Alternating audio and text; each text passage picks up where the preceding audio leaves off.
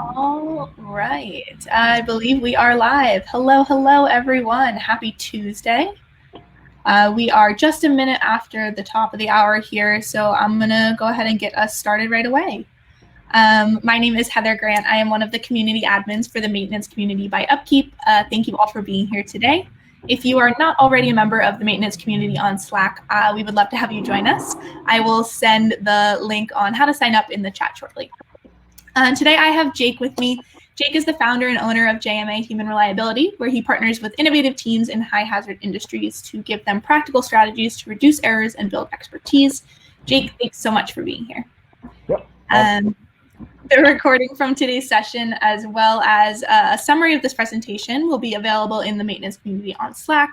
If there's anyone else who you know who would benefit from this really interesting conversation we're going to have today, please feel free to send them the replay or the invitation to Slack directly.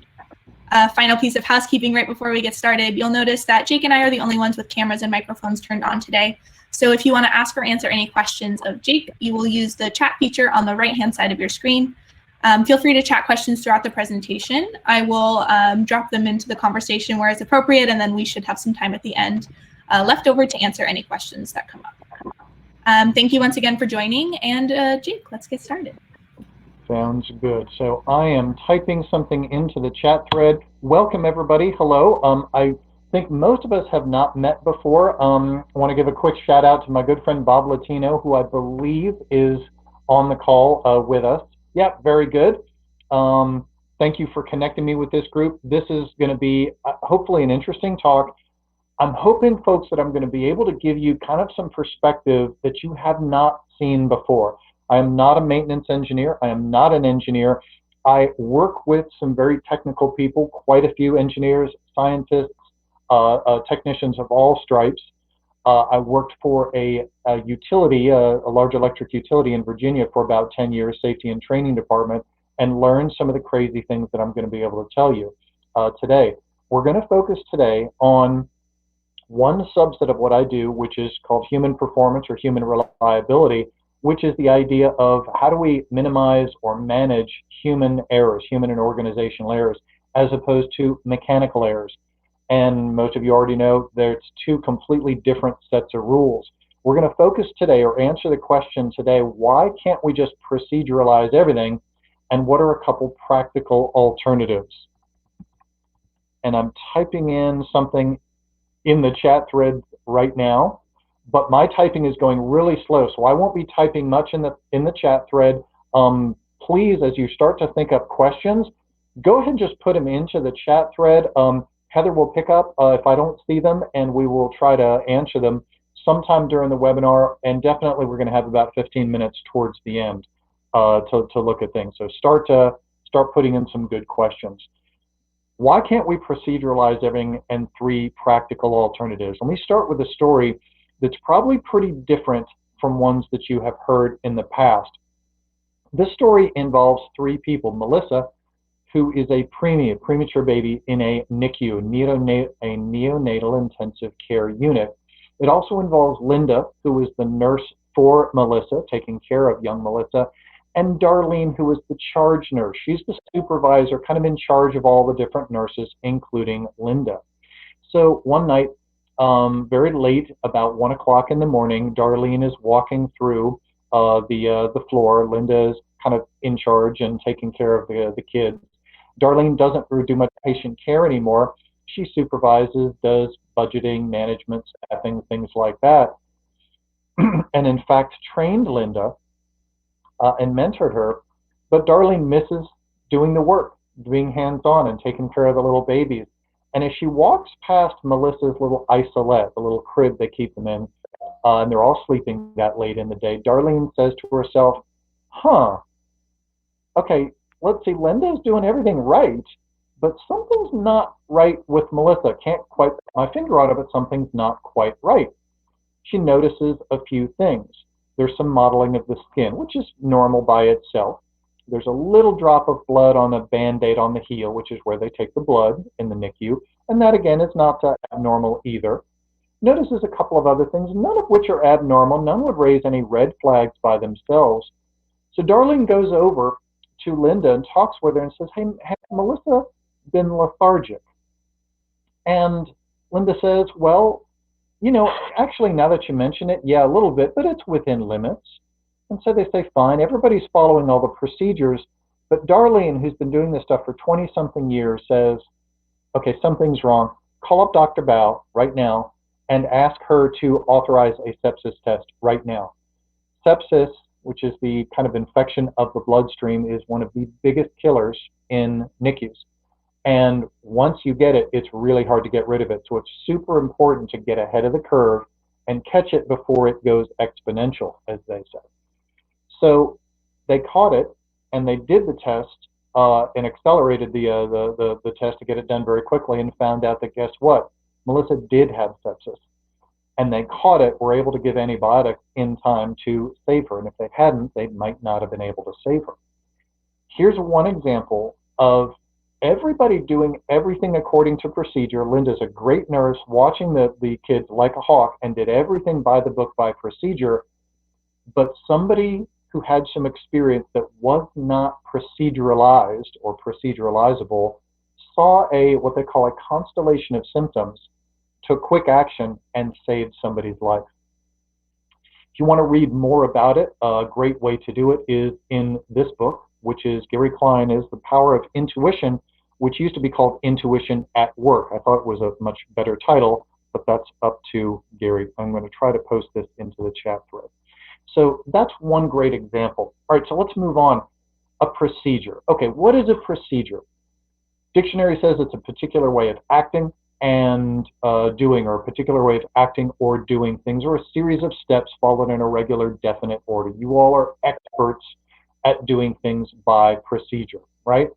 So there's a common belief out there in many, many organizations, not just the ones that you're in, that the best way to improve safety and reliability overall is to create really detailed work procedures and enforce strict compliance, basically to proceduralize everything.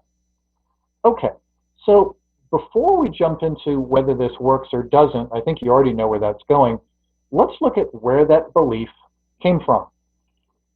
The oldest kind of modern history, piece of modern history where this came from, is probably about 1911, and a theory called scientific management from a guy named Frederick W. Taylor. You can see the fashion statements back then, 1911. What Frederick W. Taylor, or F.W. Taylor among friends, said is, it's only through enforced standardization of methods, enforced adoption of the best implements and working conditions, and enforced cooperation that this faster work can be assured. Now I read that, and what I hear is enforced, enforced, enforced. A lot of strictness, a lot of compliance, and obviously a lot of procedures. Now, you may think, well, that's 1911, a lot of water has gone under the bridge since then. Maybe, but maybe not. The Academy of Management looked over all the books written on management in the 20th century, which is, of course, most of them, and they voted this in 2001 the most influential management book of the 20th century. Think of all the stuff that's come out in the late 20th century about different ways of managing, different insights, evidence-based stuff, and they still thought this one from 1911 made the biggest change. That gives you an idea of where kind of some people's heads are. So that's not the only reason we tend to proceduralize everything. The Toyota Way is a book I believe came out in about 2001, and that was where Deming started talking about the quality movement. I'm sure you all are masters of this far more than I am. Deming said if you can't describe what you're doing as a process or closely related a procedure, then you don't know what you're doing. Pretty clear. And a lot of that got inculcated into a lot of people that said, well, if you can't write it down, if you can't put it into a step-by-step process or procedure, you don't really know what you're doing. Well, in some places that probably holds true, like car manufacturing plants. But in a lot of other places, I think it's not true. I'm curious as to some of your experiences. I've given you a little bit of a heads up on what we're going to talk about today and what you're going to learn, but I'm curious as to what you know. So I'll get to a question in just a second, but right now, I kind of want to know how many of you all have any kind of experience with interactive webinars. You can click on the link, so check in your chat thread. Just go ahead and click on that link. It'll take you to a quick Google form. I think there's one question on it. Or if you want to have a little bit more fun with it, pull up the camera on your phone, and if you know how to do this, great. Go ahead and scan that QR code. You can take the form right on your phone. Everything's anonymous, of course, and you will start to see the results come up right here. In a second, I'm going to switch over to this, but go ahead and click on that link or the QR code. It'll take you to the same form. And these are the responses. We've got 5 people, 7 people responding, and here's the responses so far. Okay, 8% of people are saying, I like them. I like these kind of interactive polls. 2 people, 15% are saying, hey, the QR code worked. 23% are saying the link worked, the Google link worked. About 15% kind of skeptical, saying, you know what, I haven't decided yet. And about 14% of people are saying, no, this is freaking me out, man. I don't like this. So hopefully you'll get more comfortable with it by the end of the workshop. We've got a few more of these kind of polls coming in, and I think they're kind of fun, especially because they come up real time. Looks like we've got 32 people, 15 responses. That's okay. I'm going to shift over to the second question here, which is the real question I want to ask you about, which is, what's the current procedure culture in your organization? This is a new link, and go ahead and click on that link. It looks like 2 links together, but it's just the second link. And of course, if you want to, click on the QR code. What's the current procedure culture within your organization? Take just a minute to scan it there. I'll give you a few more seconds to scan it. And we've got 33 people, and let's see if we can get at least 25, maybe 28 responses.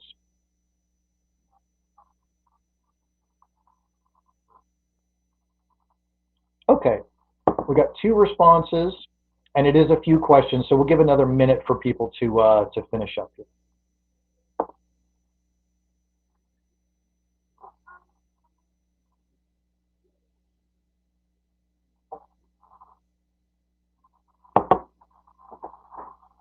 And I'm going to take a quick scroll through the chat list just to see if there's any burning questions up there so far. Very good.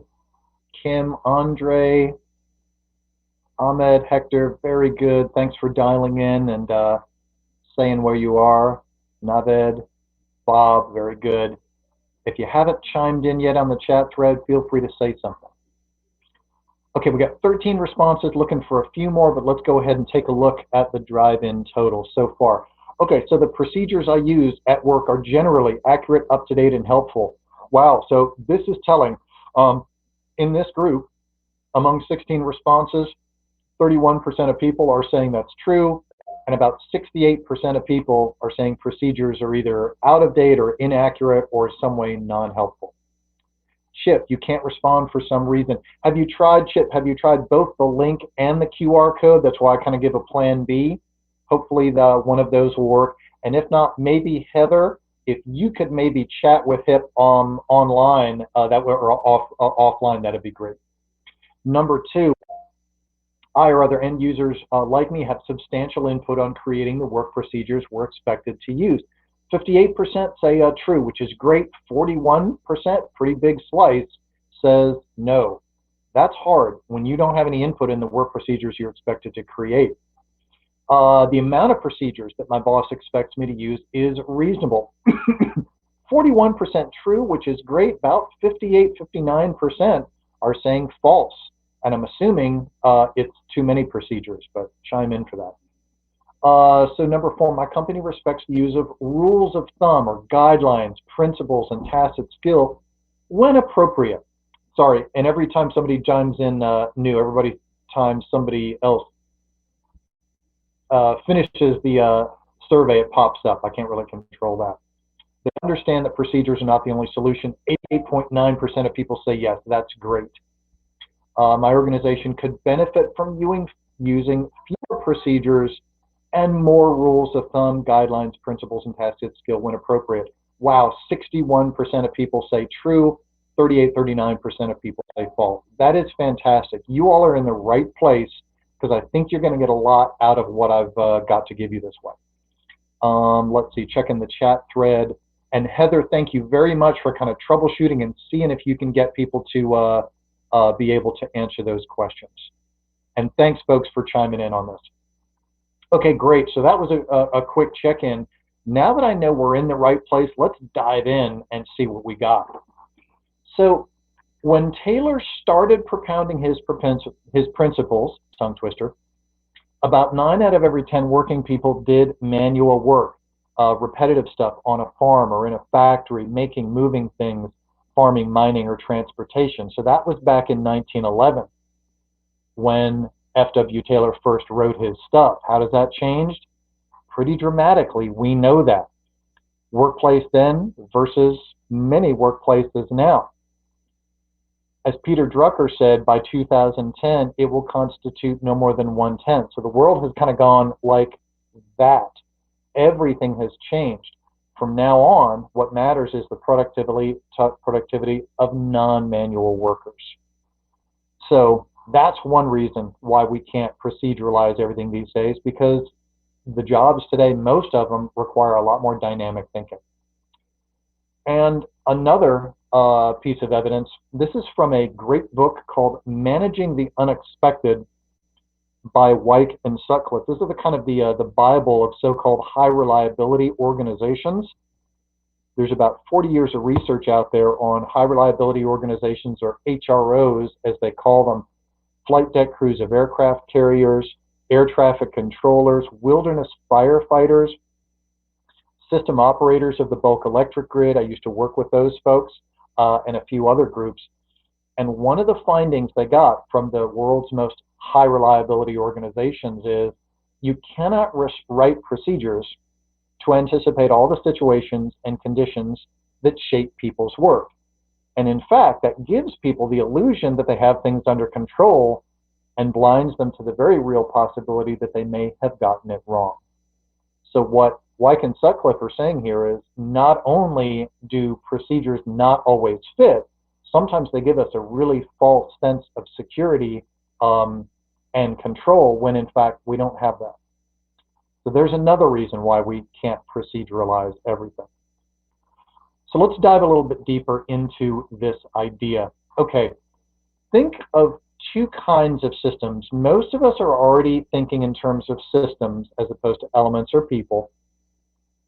What I'd argue is there's at least two kinds of systems.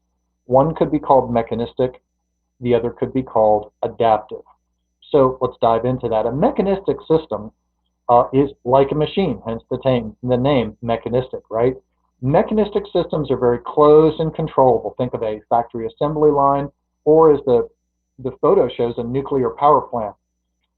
There's no such thing as a good surprise in a nuclear power plant, right? You want everything to be controlled, and if anything doesn't go exactly right, you want to be able to hit that big red button on the wall to stop everything and shut everything down. That's a closed, controllable system, and we want nuclear plants to be like that. Mechanistic systems are very deterministic, very one cause, one effect, and that's why traditional root cause analyses work pretty well. If it wasn't X, it was Y. If it wasn't A, it was B, therefore it must be this. You know, the vibration on this particular screw or the lubrication on this particular nut or whatever it was is the cause of everything going down. Very deterministic. And because of all of that, in mechanistic systems, the view that most people have of errors is that they're the same thing as defects. Defects, you want to eliminate defects, right? Drucker and Tom Peters and all the great ISO 9000 and Six Sigma and Lean basically said, hey, let's streamline our processes to eliminate defects. And defects are caused by errors, so gosh, if we could have an error-free system, that would just be perfect. That's a neat thought in theory, and in some ways you may be able to aim for it in very mechanistic systems, but let me tell you why that's very limited. So because of all of this, mechanistic systems, we tend to build very robust systems. We build a mechanism and we encase it in, protective steel, plastic, whatever it is, so nothing can damage it, change it, alter it, anything. If we write computer code, we put a big firewall around it so nobody can hack it, nobody can accidentally change it, no changes to it. Once we get it right, don't mess with it, right? That's building a robust system, and that works for a lot of things. But there's a different kind of system out there. You might call them adaptive systems, and they're very different than mechanistic systems. And even though that adaptive systems are much more like living organisms, your body is a fantastic system, but it's very adaptive. It's not that mechanistic. It adapts, it grows, it changes, it goes through kind of cycles, right? And it's more like a living organism. Adaptive systems aren't closed and controllable. They're more open and dynamic. Think of flying an aircraft in flight. Now, there's a lot of mechanistic elements to that plane, but you can't just say, well, things are not working right, let's hit the stop button. Pilots can't do that. Air traffic controllers can't do that. They've got to deal with a dynamic, open system that they can't always completely control. They have to adapt in the moment. Mechanistic systems don't necessarily work that way. Adaptive systems are not deterministic, one cause, one effect. They're more probabilistic. Cause and effect are loosely related. For example, you want to get a raise at work, and you're thinking, all right, I'm going to talk to my boss and I'm going to go get a raise. You know what? I'm going to take some classes on negotiation, right? And that's going to help me get a raise. Well, if you take a class on negotiation, does that guarantee you're going to get a raise? No. But is there a probabilistic effect? Yes. The more classes and trainings and stuff that you take on negotiation that are good, high quality, is that going to be more likely to get you a good raise? You better believe it. Because of all this, adaptive systems look at errors very differently than mechanistic systems. In adaptive systems, errors are not defects. They're signals that you need to adapt, because in adaptive systems, we are constantly getting those signals all the time, constantly having unexpected things happen. And if we shut down the system every time something unexpected or an error happened, we'd never get any business done. Good example might be troubleshooting, like the photo says. Many of you all, if not all of you all, I expect, are troubleshooters, right? You troubleshoot systems, like this one woman who's troubleshooting an electrical system. Could you tell me the first step in your troubleshooting process or procedure? And if you can, go ahead and just type it in. What's step one in your troubleshooting process or procedure?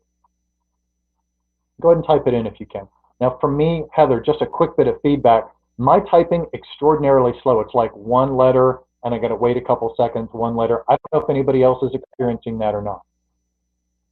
Okay, check voltage, deviation. Okay, great.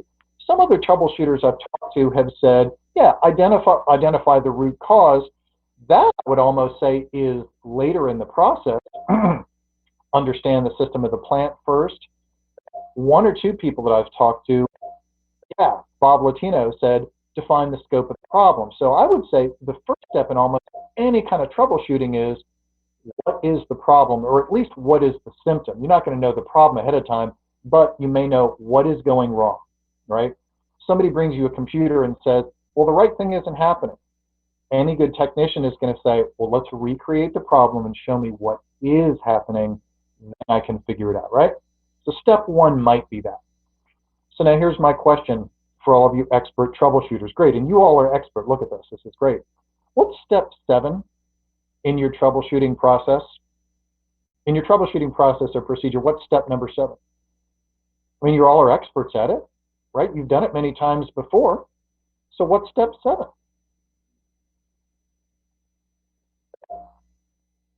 There you go, Francisco, thanks. And you're honest enough, Francisco, to say, I don't know. But that doesn't mean you don't know how to do troubleshooting. And if I gave you a specific system that you were expert in, it doesn't mean you don't know the system. Bob Latino saying it's determinable, right?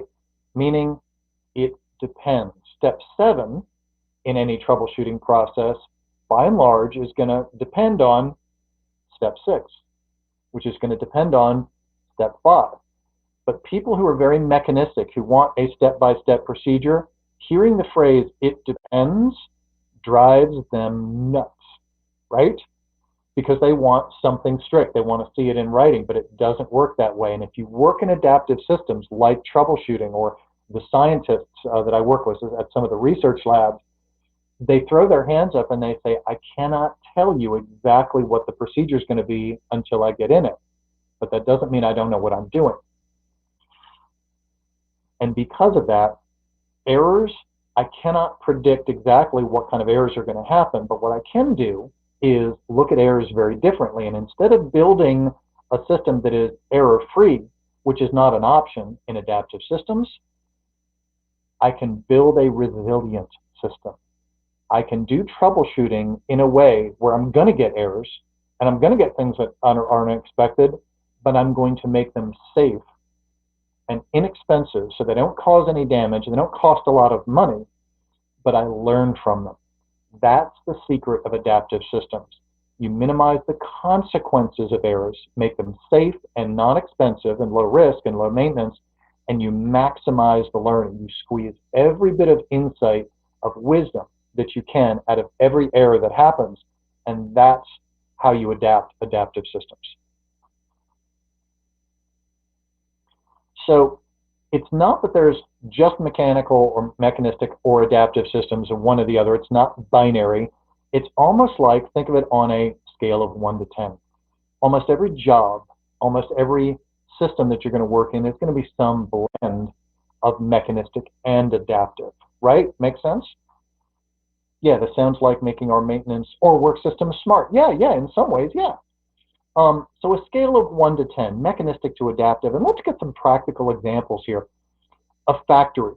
To me, a factory is probably on the extreme end of very mechanistic. Very closed and controllable. You don't want errors. It's very robust, and if anything goes wrong, you shut it down, call Bob Latino, do the root cause analysis and figure it out. But as you get a little bit more adaptive, you might be doing, for example, routine work in a scientific lab. Mixing a reagent that you've mixed 1,000 times before. It's pretty much following a chemical recipe. Going up a little bit more adaptive is routine healthcare, like getting a COVID-19 vaccine, which I was lucky to get a couple of days ago. I'm thrilled about it, right? Very routine, it's very procedural, but not entirely, right? A little bit more adaptive might be a scientific experiment. A lot of rules to follow and some procedures, especially if you're working with radiological items, things like that. But ask a scientist and they'll say, "I've got to be adaptive and change the process based on what I find." Troubleshooting is getting up there into the much more adaptive world. Disaster response, like COVID, there's very few procedures for doing disaster response. A year ago, nobody knew what to do with this. We had a few guidelines, but we all adapted to it. And in the very top end of it is something like maybe combat.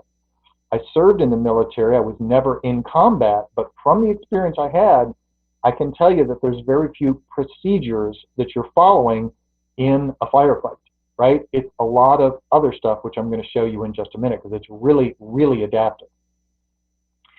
So I'm curious, now that you got this basic idea, how interactive, I'm just going to put this whole thing in there. Yeah, that went through. How mechanistic or adaptive is your main job? I would assume that you all are very, very mechanistic given the work that you do, but I'm not so sure after some of the results from previous polls. Go ahead and scan that QR code or click the link, and let's find out how mechanistic versus adaptive you all are. I'm going to take a quick look at the chat thread. Thanks for all the good answers and ideas so far. Observing the crime scene, that's great. All right, so let's look at how mechanistic versus adaptive you all are. Okay, and it's just one question. We got 13 responses. I'm looking for at least about 20, ideally maybe 25 responses. I know a few people are always going to have some problems with the tech, or always going to have a few lurkers that don't want to respond. That's totally fine. 16, 17 responses. And this is the same number line you saw on the slide. Wow, this is really cool. unexpected this is, as Yoda would say. So numbers 1 and 2 and 3, the very, very mechanistic side, nobody has answered that so far. The biggest, most popular answer is number 6, which is more so on the adaptive side, and several people are answering 7, 8, and 9 on the very adaptive side. That is surprising to me, Heather. I would think that basically curve would have been reversed. So very interesting to see that. 21 responses, very good. All right, so what does this mean and what can we do about it?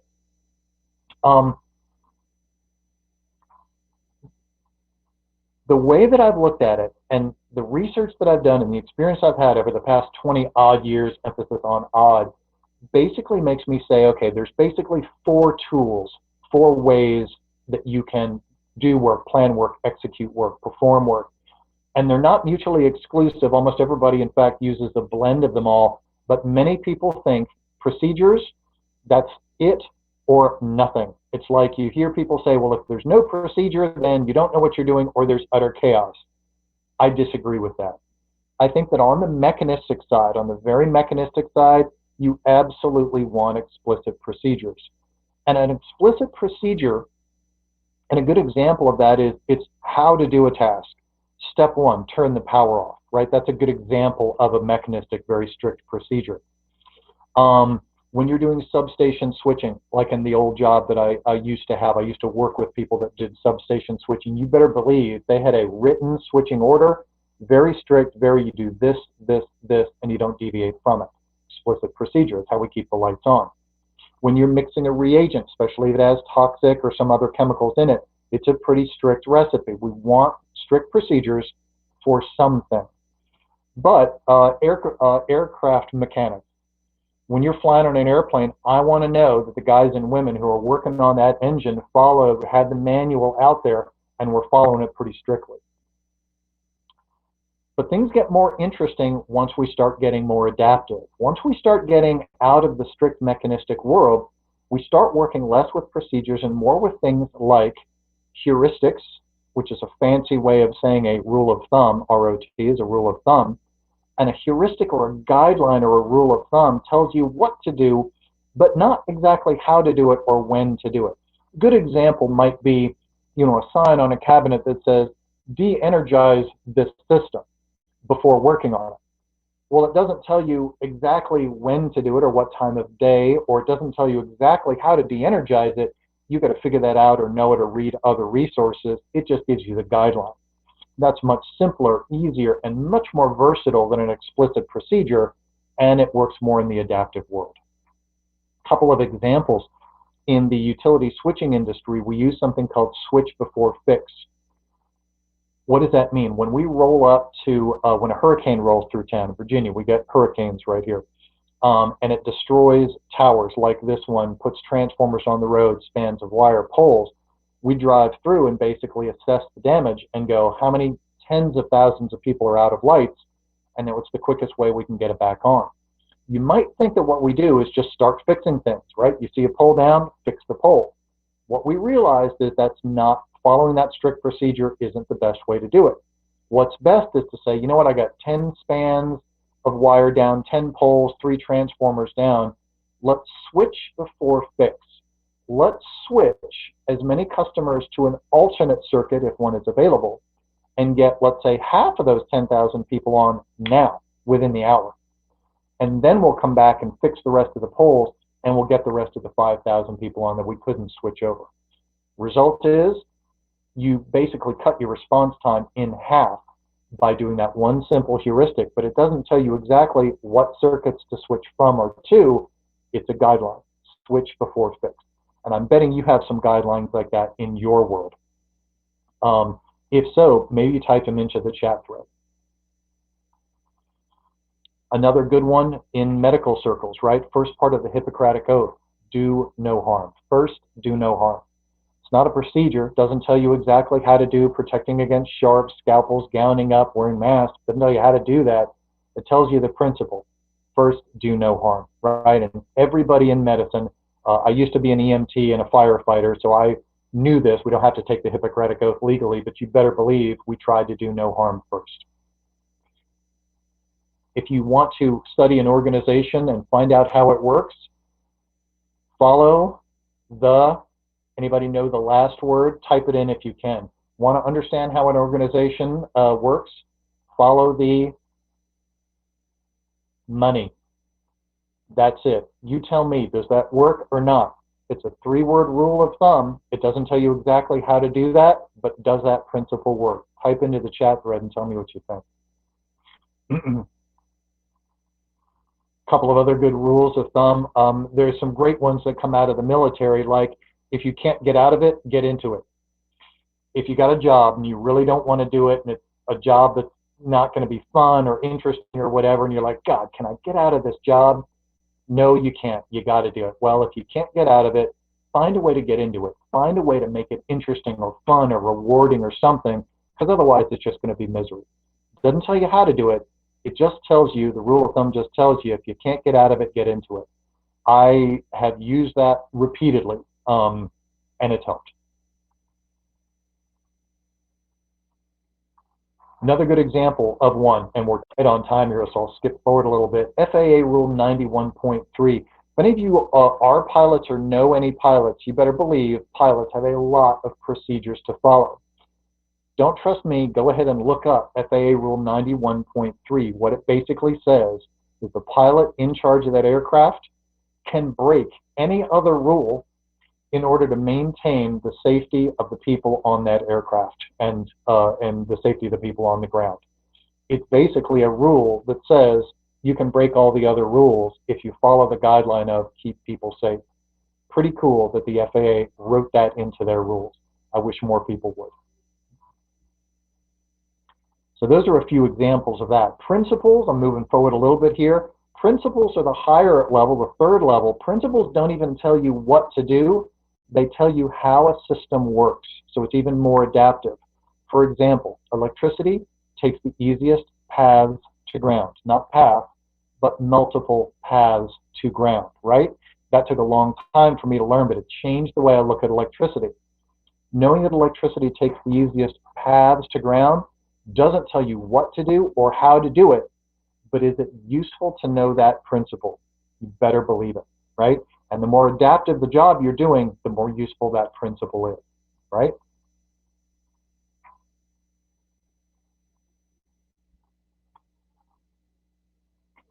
A couple of other examples. For high reliability organizations, one great principle for that is high reliability organizations don't try to eliminate errors.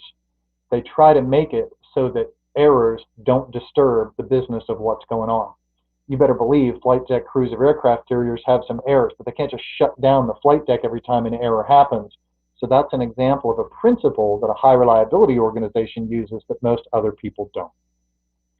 And the last example, the last option other than explicit procedures is tacit skill. That's the unwritten knowledge you've got in your head where I can do a job, but I can't really explain how I do it. How many of you all know somebody who basically says that and they mean it? They can't quite explain to you what they do or how they do it, but you can depend on them to get a job done 99% of the time. And maybe another question is, can you do that? Is there a job you do where you're good at the job, but you can't quite explain how you do it? Type into the chat thread if that applies to you, if you can do that, or if you know somebody that has some tacit skill. I'm curious.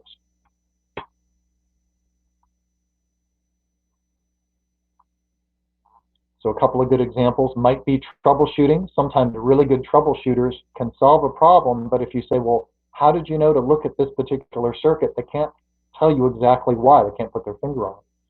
And a good example of this was Darlene in our opening story. Darlene looked at Melissa in the isolate and didn't see just one or two symptoms, but that constellation of symptoms, but she couldn't tell you exactly which ones made her go, I think it's sepsis. They hired her afterwards to say, will you help rewrite the sepsis protocols and manuals and things so that we know better how to look for sepsis? Can you teach other nurses to do what you do? And she said, yeah, of course. So this is absolutely alive and well in dynamic adaptive organizations. But many people still think, hey, it's either procedures or nothing. I'm curious, with just a little bit of time to go left, which guidance tool do you use the most? We can't beat them. Join them. Yeah, Bob, that's a great question. Is this consistent with knowledge-based, rule-based, skill-based errors? They're related. What Bob's talking about is Jens Rasmussen's concept of skill-based, rule-based, and knowledge-based errors. I wish we could discuss it verbally. Look that up. Yes, they are related, I think. I'm making kind of the opposite argument of Rasmussen, saying there's definitely some times when it's not only okay, but probably preferable to use the less prescribed skills. I'm curious at which work guidance tool do you tend to use the most? Is it procedures? Is it heuristics, rules of thumb, or guidelines? Is it principles, or is it tacit skill? Go ahead and scan, and then I will show you the results. And then we're going to go ahead and skip ahead to the suggestion I've got for you, and then we'll do some questions and answers. Okay, hopefully everybody has scanned it. If not, scan it really quickly. Jake, we seem to have... And here we go. Yeah, what's up? We seem to have lost your video. I don't know if you clicked something, if you might be having an internet glitch. Oh boy, okay. Can you still hear me okay? We can still hear you. Okay, which is nothing fine. has changed on my side. Is it okay? Is it back? It's not back, but we can, yeah, we can see your screen and hear you fine. So we can keep going like this. Just wanted to let you know. Out of all the people on the call, I'm the least important person to see. If you can hear me, and that's okay. So we got responses, and Heather, just as a kind of a backup plan, as a plan B, you've got my phone number. So if something really doesn't work, if you can't hear me on this, go ahead and just call me, and we'll figure out something. Okay? Yep, sounds good. We got 13 responses. Be great to get a few more. What work guidance tool do you use the most? Oh, this is really cool. I would not have predicted this. Okay, so procedures. 15.4% of you were saying procedures is the thing you use the most. I would have expected for what you all do that would have been the major one. Heuristics, the second level. Rules of thumb, which is what to do but not how to do it. That's 31% of people, so that is equal with principles. 31% of people. You will use principles, which is how a system works, but not what to do or how. And now principles, with that last result, just took the lead. And tacit skill, 21.4% of people are saying tacit skill, the unwritten knowledge, that is your major thing. That is pretty incredible. I would not have thought about that for you all, but I'm interested to hear that that's the case. So let me go back to the slides here. We're tight on time. I have more content, but you know what? I don't want to give you too much content. What I'm going to do is skip forward, and I'm going to tease you just a little bit and say, if you've ever heard of the terms work as imagined and work as done, which are these two things, that is a really cool concept. And more people are starting to ask, for every job, there's the work as imagined, which is usually the procedure, work as documented, and there's the work as done, how it actually gets done in the real world. That's what we call in the military the ground truth, and there's almost always a delta between the two. We may have to come back and do another webinar for that. If you want to learn a little bit more about it, here's a great journal article, magazine article, and it's based on air traffic controllers, but it's free. You can download it, and it's kind of a neat thing to read. So I wanted to tell you first, in terms of practical results for this, don't walk out of this saying, oh, you know, Jake told me I don't have to follow required procedures anymore. No, please, let's all try to stay out of trouble, shall we? So no, you didn't hear that from me or Heather or Bob. Second idea, second strategy is consider using those terms. Look it up, read a little bit about it, and just start using that language a little bit when you work and see how it changes how you think about your work by dividing it into those two categories. And three, here's the big one. Look at the jobs that you do. And for each job, for each process or procedure that you do, kind of ask, is it really appropriate to have a procedure for this job? And if it is, keep it, obviously. But if it's not, consider turning it into, that procedure into collections of guidelines, rules of thumb, principles, and even expert notes, tacit knowledge. One organization that I work with did exactly this. It was actually an electrical team that worked on very high hazard stuff, electricity. They used to have very strict procedures, but they had so many of them, you couldn't work without having those procedures conflict. One group had, like, for one job, had 9 different procedures they had to integrate, and it conflicted. So the answer to the question, were you following procedure, is, I don't know, which one of the 9 procedures are you talking about? They morphed that over a couple of years into manuals for many of their jobs, and their incident rate dropped dramatically, so much so that they wound up having about 1,000 incident-free days. No incidents, no near misses in over 1,000 days after they started doing a few things, including using manuals as opposed to just strict procedures. That's one example. If you all have other examples, I would love to hear about them. We're tight on time. I wanted to give you this summary of what we did today. And this is something I'm going to put in here. I kind of make this available to you all for free. I ask that you do use this, a couple of conditions. One, please don't use it commercially. Please don't take it, sell it, repackage it, call it your own or anything like that. Two, please keep it intact. Don't edit it. Don't use a part of it. If you want to print it out or use it or give it out as a PDF in whole without editing, that would be great. That has my kind of contact information at the bottom. It's free. It just kind of gives proper credit where credit is due. So feel free to use it that way. The notes are on the bottom. Can somebody give me a quick thumbs up that the link works and that the QR code works? Just somebody, if you wouldn't mind, say link works and QR code works. That'd be great. And with that, great, super. Link works, everything works, super. Thanks, guys. Folks, I appreciate it. Quick 90-second recap. Why do we keep trying to proceduralize everything? F.W. Taylor and Deming's quality movement. Why can't we do it? Most 21st century jobs are a lot more adaptive than they are mechanistic. What's the core insight? It's not just procedures versus chaos.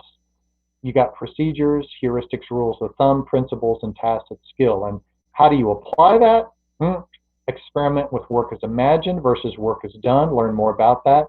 And just one at a time, work with the frontline leaders, or if you are a frontline leader or worker, see if you can transform strict and inaccurate procedures into more flexible manuals that actually work better.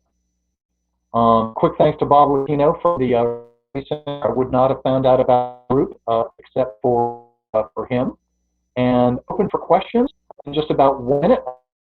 I'm going to do this quick feedback form. Sure would appreciate your feedback on the feedback form. Not going to show results of that, obviously.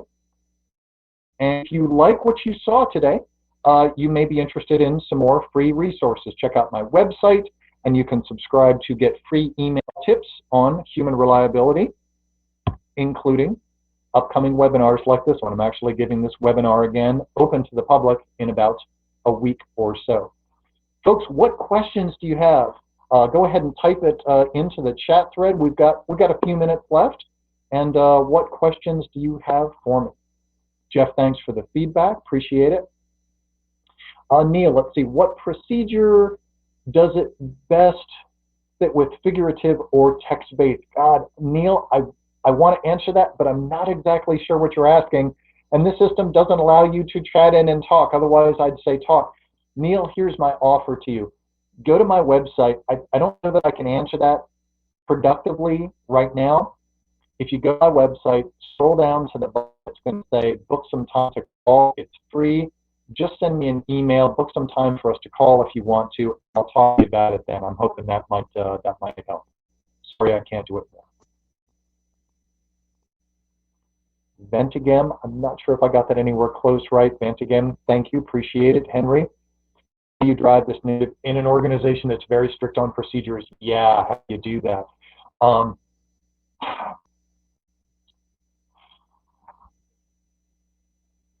Long time ago in the 1960s, a guy named Thomas Kuhn, Kuhn, wrote a book called The Structure of Scientific Revolutions. He basically asked the question, how do we switch from one model of science to another? Like, Newton is right, and all the planets work in these mechanical ways, and if you just fill in the right formula, everything's right. How do we move from that to Einstein? And from Einstein to quantum physics? These are enormous paradigm shifts. Bigger, but related to what you're asking me. And what he basically said was, you can't just attack the existing one. You got to gently, over time, show the problems with the existing paradigm and then show the benefits to yours. What you're going to have to do basically is just kind of keep collecting the evidence that this stuff works. I think I just wrote a blog post about it. If not, get on my blog post, connect with me on LinkedIn. I will give you more evidence on stuff like this as I come about it. And then try to slowly do short little experiments, low risk, low cost, quiet experiments kind of under the radar. And when they're successful, then fire off the fireworks and go, look what we did by trying this out, and share those successes with as many people as you can. You just do that over time until you build up your allies and you win over your skeptics. It's kind of a long-winded answer, but it's a great, great question. That was a great question. Thank you for that. And did that answer your question a little bit, at least a little bit? It looks like you said, okay, very good. How should an organization or department start doing this? Same answer, basically same answer. Read more about work as imagined versus work as done. Kind of be able to show to people that you think we're safe completely with procedures. There's almost always a delta between what's written, the way you think work is getting done, and the ground truth of how work actually gets done. The more you can gently show to people that illusion you have that procedures are all we need, that is not how work gets done most of the time, the more they're going to be open to, well, what would you suggest? And then you can show them some of the successes you've had. Does that make sense? Boom, this is it. Robert, thank you. I appreciate it, Bob. Good questions. Folks, that's about it. If you want more information, obviously check out my website, reliableorg.com. There's a good blog on there I actually just put up. Connect with me on LinkedIn. That QR code will take you to one of the two. I'm not sure which one. You can try both out. And shoot an email. If it's a bigger, tougher question, go ahead and shoot me an email, even set some time to talk. Hopefully I'll be able to help. I give workshops, courses, and stuff like this on a regular basis. That's my living. So if you're interested, please give me a call. I do most everything virtual. So stay in touch, and I'll try to do the same. Heather, thanks so much for letting me present and take up all the time. The hour just flew by for me. I know. Did I give you what you're looking for on this presentation? Absolutely. Thank you so much, Jake, for being here. I love how the presentation was so grounded in examples and shared some really valuable insight. I think definitely a new kind of conversation, at least for me and probably many in this group as well. So I really appreciate you guiding us through that and taking the time today. Good deal. Thanks very much. Stay in touch, everyone, and I'll try to do the same. Will do. We'll talk soon. Thanks, everyone, for coming. See you next time. Bye now.